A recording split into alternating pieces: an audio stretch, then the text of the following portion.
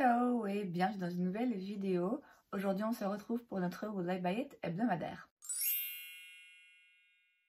Chaque semaine donc je me rends sur différents comptes Instagram pour aller checker un petit peu les dernières nouveautés, annonces, sorties en termes de make-up, skincare, beauté de manière générale et je vous donne mon avis. On commence comme à chaque fois avec la page Insta de Trendmood et la première chose que je vois c'est un calendrier de l'Avent chez Fenty. Alors si je vois bien ça inclut 12 produits et ça coûte 139 €. Alors déjà personnellement il me semble qu'un calendrier de l'Avent c'est 24 jours et donc 24 produits. Bon après j'entends que c'est un peu compliqué parce que du coup ça fait vraiment exploser les prix. Bon c'est mieux que rien vous allez me dire mais voilà un calendrier de l'Avent si c'est pas 24 jours d'après moi c'est pas un calendrier de l'Avent. Faut trouver un autre nom pour le truc. J'ai l'impression que c'est environ moitié-moitié hein. Donc vous avez, vous avez 5 produits de la gamme soins et 7 produits de la gamme make-up. Moi c'est pas un calendrier de l'Avent qui va m'intéresser parce que les produits qui m'intéressent je les ai déjà pour la plupart et les autres des produits qui m'intéressent pas. Fenty Skin, bon si on me les donnait je les jetterais pas hein. Je les utiliserais, je les testerais mais ça ne m'intéresse pas plus que ça en réalité.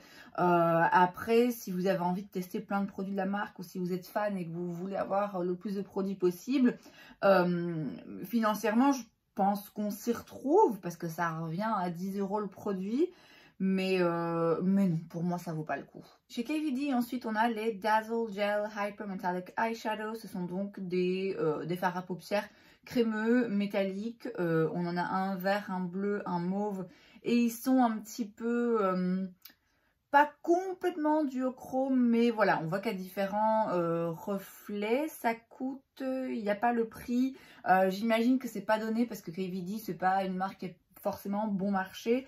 Je pense que si ce que vous recherchez c'est des fards crémeux duochrome, multichrome avec vraiment plein de reflets, il y a plein de punch qui envoient vraiment, vaut mieux se diriger vers la marque Indie. Ici c'est des versions toujours un petit peu plus diluées j'ai l'impression dans ce genre de marque. Après c'est joli hein, ça a l'air très joli mais c'est pas le genre de produit, en tout cas le genre de couleur aussi qui me parle particulièrement. Chez Wet n Wild on a une collection, c'est une collaboration avec Scooby-Doo et certains des produits brillent dans le noir. Oui, bon, j'ai envie de dire pour le coup, c'est dans le thème, c'est dans la saison, voilà, c'est pas un souci. Est-ce que c'est nécessaire? Je trouve pas non plus. Il y a pas mal de produits. J'ai l'impression qu'il y a beaucoup de petits gadgets et pas forcément énormément de make-up, vous voyez. Wet n Wild, c'est une marque vraiment pas chère qui propose certains produits intéressants. Ça fait longtemps que j'ai rien essayé de la marque. C'est pas ce genre de collaboration que je souhaiterais tester. Chez NARS, on a un petit set en édition limitée pour les fêtes. Alors là, on va en avoir beaucoup. Hein. Là, ça commence vraiment à arriver, surtout cette semaine. C'est donc un set avec 3 mini blush liquides pour 45 $. C'est des blushs liquides sur lesquels j'ai pas entendu que des bonnes revues. Bon, a priori, je les trouvais intéressants, ils avaient l'air jolis, il y avait des jolies couleurs. Après, ce que j'en ai entendu, ça m'intéresse beaucoup moins. Ça peut être une affaire, hein, 45 $ pour 3 blushs. C'est des petits formats. Ça reste intéressant, surtout si vous aimez la marque ou si vous voulez justement avoir des couleurs de blush un petit peu différentes. Voilà, c'est pas le genre de set là que moi je recherche. Chez Chantecaille, on a la collection pour les fêtes, c'est la Precious Metal Collection. Tout coûte très cher. Les packagings sont très jolis, il faut l'avouer, c'est toujours très joli, on voit que c'est du luxe. Maintenant voilà, vous avez un lip crystal. Je sais même pas est-ce que c'est un gloss ou non, c'est un rouge à lèvres qui coûte 52 $.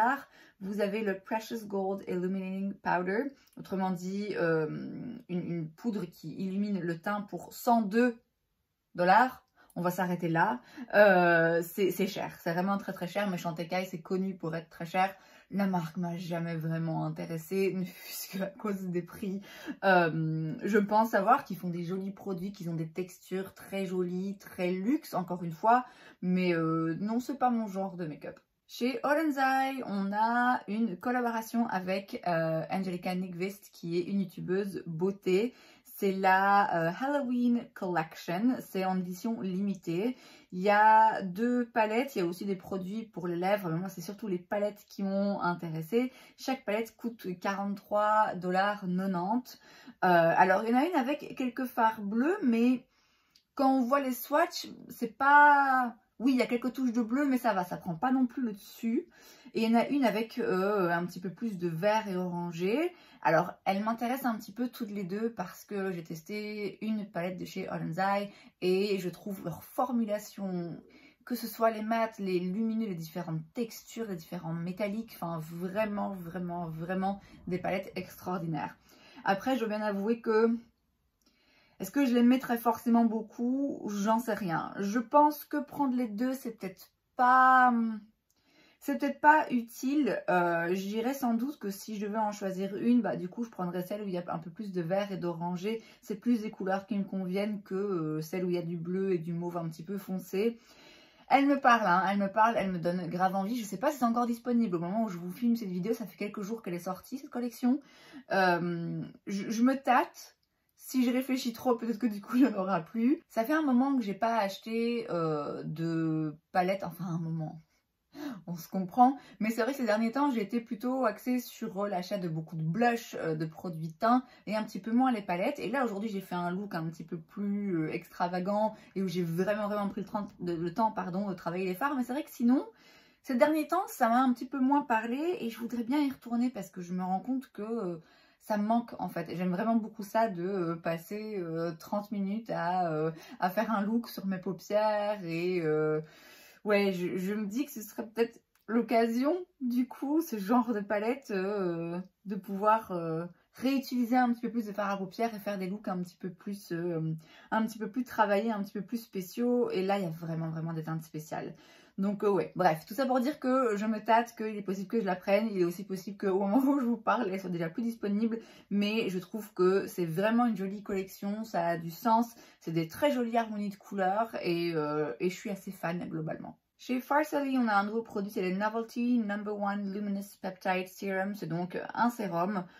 Je vois pas le prix. Ah si, il est à 59 $. Apparemment, là, on peut l'avoir pour 49 $ en pre-order. Donc, si on le commande avant qu'il soit sorti en réalité. Que ce soit, peu importe le prix, ça me parle pas particulièrement. Où est-ce qu'ils sont disponibles maintenant, Farsali? Je pense qu'ils sont disponibles uniquement via leur site. Avant, ils étaient vendus chez Sephora, il y a des années d'ici.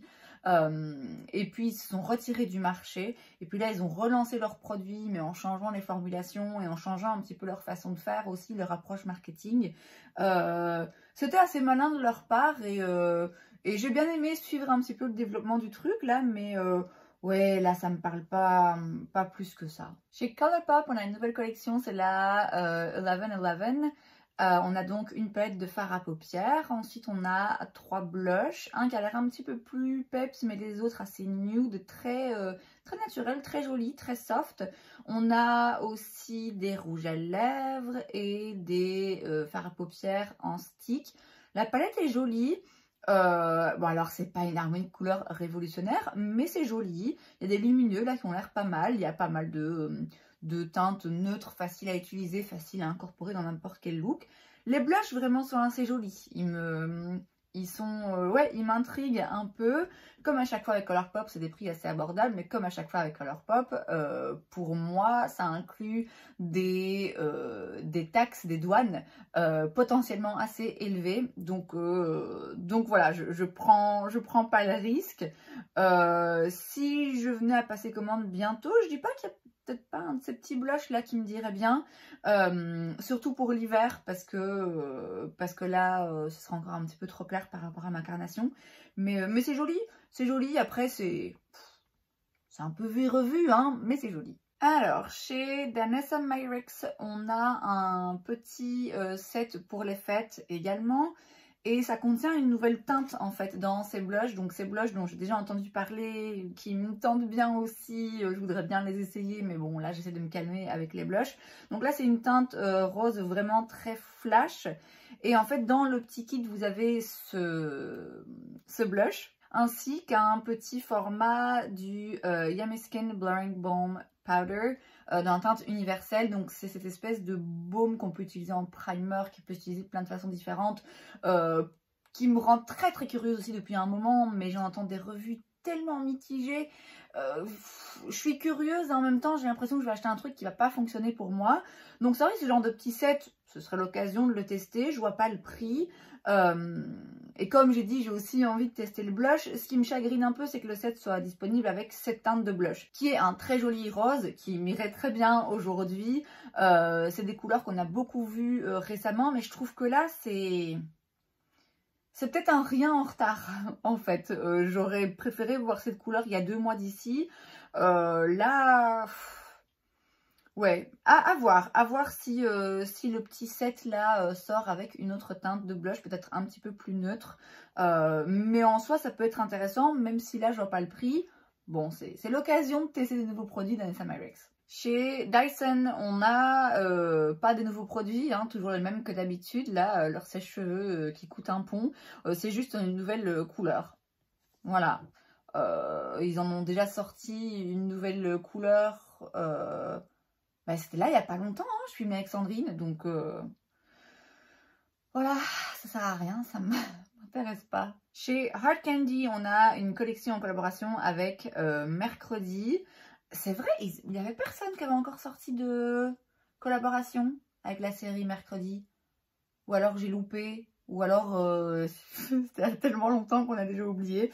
Bref, Hard Candy, c'est pas une marque disponible ici, je pense facilement. C'est une marque qui se trouve dans les drugstores aux États-Unis principalement. Donc c'est une marque bon marché. C'est un petit peu dans le même genre que Wet n Wild, je dirais. Et bon, avoir la collection, oui, c'est le même genre de produits, bon marché. Pas forcément, voilà, c'est du packaging en plastique, c'est pas forcément des choses qui me parlent. Après, ça peut toujours être intéressant à tester. J'ai pas accès à la marque facilement, donc la question se pose pas, mais je pense que même si je la voyais en supermarché, ça me dirait pas. Ça me dirait pas plus que ça, franchement. Ouais, de par les packaging, vous savez que moi, les trucs à thème comme ça moi, je m'en fous un peu. Et puis même le make-up en tant que tel, non, il n'y a rien là pour moi. Alors, on a des nouveaux produits pour les fêtes chez Anastasia Beverly Hills. C'est 2 mini palettes. On a donc des formats mini de la Modern Renaissance et de la Sultry. Je vois pas les prix. Non. Non. Moi, franchement, tout ce à quoi ça me fait penser de voir ces lancements, c'est que je suis tellement nostalgique de cette époque, de ces fameuses palettes ABH, même si je sais que celles qu'elles sortent maintenant apparemment plaisent beaucoup, ils sont vraiment top et voilà. Moi c'est ce format que je veux voir, le format des originales, pas le nouveau format et pas le format neuf phare là, non non non non non non non. Et je trouve que l'une comme l'autre, non, ça rend pas justice aux palettes Sultry et Modern Renaissance qui sont classiques, qui sont des produits cultes. Non, non, même en termes de texture, je le vois bien. C'est pas la même chose. Non, je suis pas d'accord. Chez MAC, alors là, c'est les sorties des fêtes. Ça va être long, hein. J'essaye d'aller un petit peu vite sur chaque produit parce qu'il y a vraiment, vraiment beaucoup de lancements cette semaine. On a donc le calendrier de l'Avent chez MAC, c'est le Frosted Frenzy, pardon. 24 produits, parce que vrai calendrier de l'Avent, donc 24 jours. Je vois pas le prix. Les calendriers de l'Avent, MAC, ça me parle pas tellement parce que j'ai déjà tellement de rouge à lèvres. Et moi, c'est surtout ça qui m'intéresse chez MAC. Donc voilà, après, si vous aimez la marque ou si vous avez envie de tester des produits de la marque, ça peut être intéressant. Mais ils me parlent jamais, moi, les calendriers MAC. Je pense que j'ai déjà ce qu'il me faut dans la marque. Chez Kimchi Chic, on a une nouvelle collection, c'est la Palette Quads Jewel Collection. Vous avez donc 4 palettes qui coûtent 15,99$ chacune. Vous avez rubis, émeraude, saphir et diamant. Ça me fait un petit peu penser aux palettes... C'était quoi le nom de la collection? Est-ce que c'est pas Stones, Jewel, quelque chose? Je sais plus. Bref, les palettes, pareil, hein, je vous parle d'une époque lointaine. Les petites palettes neuf phares de chez Huda, elles avaient sorti pareil, hein, saphir, émeraude, rubis, enfin bref, il y a plusieurs couleurs. Moi, j'ai toujours la verte et l'orangée. Ça m'y fait un peu penser, mais... pousser encore un petit peu plus loin. Parce que là, c'est quand même très coloré, très intense. Beaucoup plus monochromatique que celle de chez Huda où il y a quand même un petit peu de versatilité. C'est un peu trop coloré, un petit peu trop monochromatique à mon goût. Encore que celle diamant là, elle est pas mal parce que j'ai l'impression qu'il y a des fards métalliques pailletés un petit peu intéressants. Mais sinon, non, c'est un petit peu trop coloré et vif pour moi. Dit-elle avec du fard à paupières rose flash. Chez Patrickta, on a de nouveaux produits, c'est les Multi-Dimensional Eye Topper. On a 2 teintes, Giving Luxury et Giving Rich. C'est donc un doré et un autre qui est un petit peu plus blanc. C'est très beau. Ouh là là, c'est vraiment très joli. C'est très pailleté, c'est... Ouais, ça va être compliqué de renoncer à ça. Je pense que je vais m'en prendre un. Ouais, là, ça m'appelle. Dès que j'ai vu la photo, je me suis dit, oh waouh, ça a l'air vraiment très beau. J'ai déjà plein de produits à paillettes, mais vous savez, j'en ai jamais assez. Patrickta, c'est disponible sur Code Beauty et je suis curieuse hein, par rapport à la marque. Il y a quelques produits que j'ai envie de tester. Mais je pense que c'est celui-là les premiers sur lesquels je vais craquer là. J'espère que ce sera disponible sur Code Beauty et quand ce sera le cas, ouais, je pense que c'est pour moi ça. On retourne chez MAC et on a d'autres produits pour les fêtes. C'est le Bizarre Blizzard Bash Collection. Donc c'est des kits hein, avec plein de rouge à lèvres. On a des palettes de fard à paupières, des kits de pinceaux, enfin voilà, plein de choses. Alors vous allez me dire que les kits de rouge à lèvres, ça devrait me parler, mais non. Moi j'aime bien la collection permanente, j'aime bien qu'ils soient tous, bon ils sont cachés là, mais ils sont derrière, qu'ils soient tous pareils. Et puis il y en a quand même des couleurs là-dedans qui me parlent pas, la plupart des couleurs d'ailleurs ne me parlent pas forcément. Donc non, bizarrement, non, les kits de rouge à lèvres comme ça chez MAC, ça ne m'intéresse pas. Chez Sephora, on a de nouveau 7 Sephora Favorites pour les fêtes. C'est alors d'abord un kit pour les lèvres. Vous avez donc plusieurs produits lèvres. Je pense que c'est disponible uniquement aux États-Unis parce que je vois des marques ici qui se vendent pas chez nous. Et puis vous avez le Sparkly Clean Beauty Kit où là vous avez donc quelques produits dans des marques dites clean. Pareil, hein, des marques qui se vendent pas ici, donc ce sera pas disponible chez nous malheureusement. Chez Lawless, on a une nouvelle collection, c'est la Little Lady Daisy Collection, où on a un rouge à lèvres, un crayon à lèvres et leur Forget the Filler Lip Plumping, je sais plus parler, leur gloss repulpant comme ça pour les lèvres Forget the Filler qui, j'ai cru comprendre, était assez efficace et vraiment pas mal. Pourquoi en sortir 3 alors que, oui, ils sont légèrement teintés, mais bon, c'est quand même très léger en termes de pigment, si je comprends bien. Donc je sais pas si les 3 sont forcément nécessaires. C'est pas une marque à laquelle j'ai facilement accès. C'est pas une marque qui me rend particulièrement curieuse non plus. Alors, chez Fenty, on a plein de sets pour les fêtes. Ils font très souvent ça.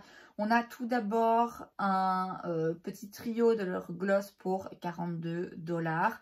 On a le Gloss Bomb Vault Full Size où on a, pas tous, mais une bonne partie quand même de leur gloss pour 195 $. Donc là, c'est pas donné, mais bon, vous avez pas mal de gloss. Après, de nouveau, est-ce que c'est nécessaire d'avoir tout cela ? Non, c'est jamais nécessaire, évidemment, ça peut être sympa, mais moi, ça va pas me parler. Vous avez aussi un petit kit avec 2 mascaras en full size pour 34 $, ainsi qu'un petit set avec un primer et la poudre matifiante pour 51 $.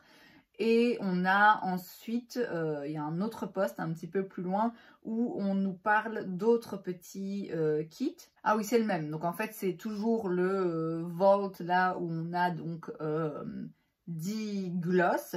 Donc 10 gloss pour 195 $, ça revient à 19,50 $ par gloss. Et je pense qu'à l'unité, ça doit coûter peut-être... À l'époque, il me semble que c'était 22 €. Peut-être que maintenant, c'est un peu plus, donc oui, ça vaut le coup. Après voilà, moi ça va pas m'intéresser. Et vous avez en plus de ça un petit ornament, donc vous savez, un petit truc qu'on peut accrocher au...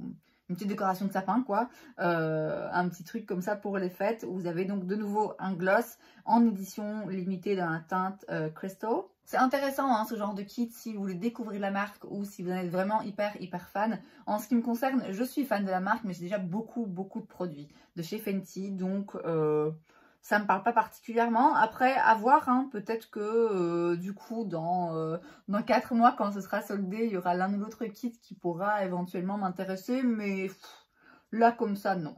Chez Urban Decay, on a des nouvelles palettes également pour les fêtes. C'est les palettes Moon Dust. On a la Space Cowboy et la Galactic Cowgirl.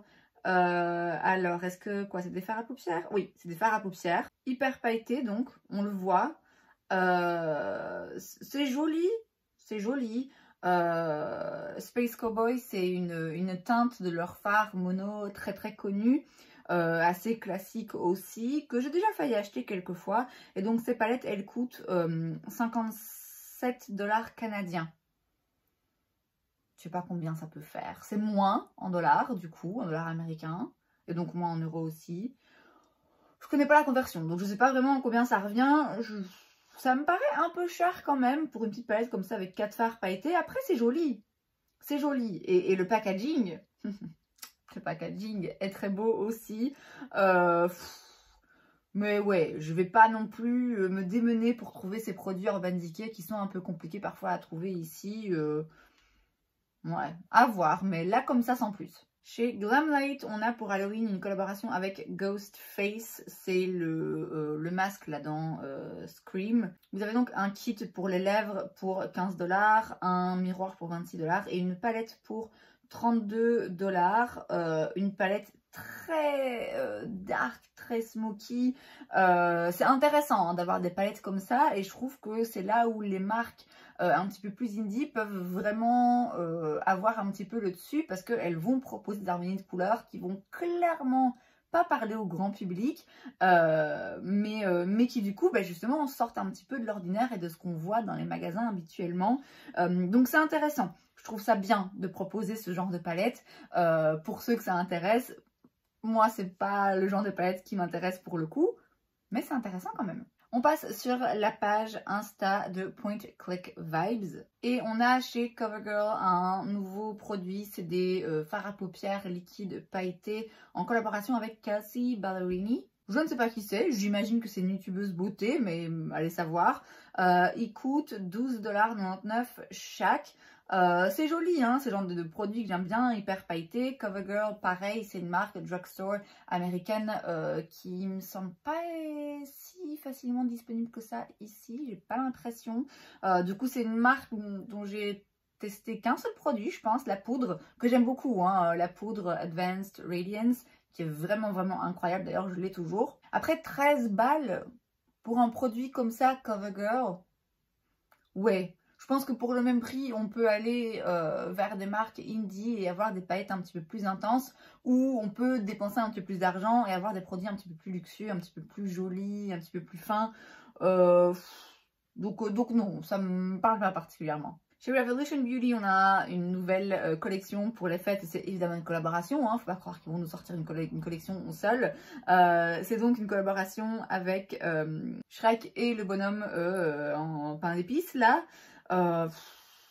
Ouais, non, il y a un calendrier de l'Avent du coup de Gingerbread Man. Et puis il y a un set là, Shrek avec un bandeau, un produit pour les lèvres si je vois bien, et une palette. Bah non, hein. Non, sans surprise, c'est non.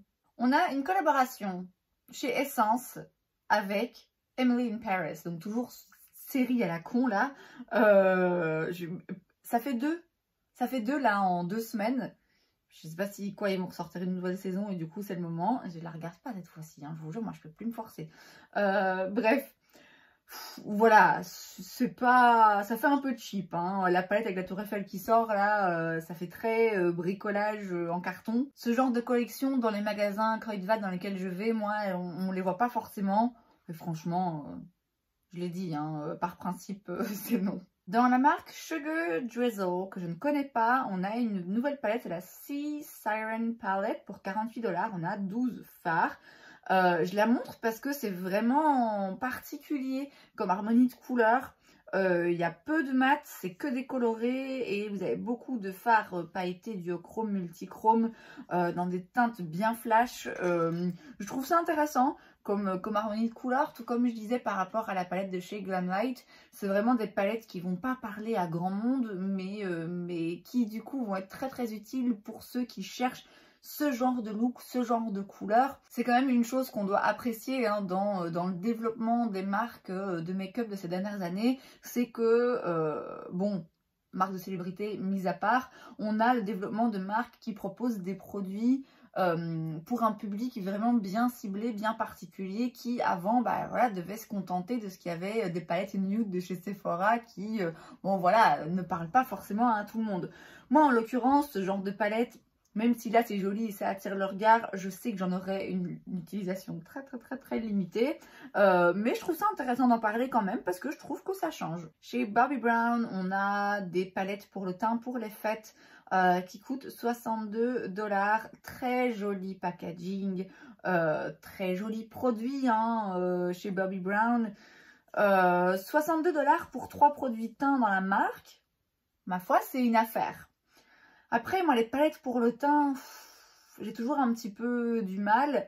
Et là, en l'occurrence, il n'y en a pas une où je me dis, ok, c'est vraiment les 3 couleurs qu'il me faut. Donc, c'est pas le genre de produit, moi, que j'ai envie d'acheter. Ça donne envie, mais quand je me raisonne, je me rends bien compte que je vais pas me servir des 3 et donc ça n'a aucun sens. Chez Bella Beauté Bar, on a une nouvelle palette, c'est la Recently De-Influenced palette pour 69 $. Vous avez 15 fards. Comme je disais, hein, c'est de nouveau des palettes très particulières avec des harmonies de couleurs qui sont très spécifiques, qui vont clairement pas parler à tout le monde, mais je trouve ça vraiment intéressant que des marques osent se lancer là-dedans. En l'occurrence, il y a quand même quelques fards ici qui ont l'air vraiment très jolis. Après, voilà, de nouveau, moi pour l'utilité que je vais en faire, c'est pas intéressant. Chez Shu Uemura, on a une collaboration avec JoJo's Bizarre Adventure. C'est un manga, j'imagine. Je sais pas trop. Il n'y a aucun produit qui me parle particulièrement.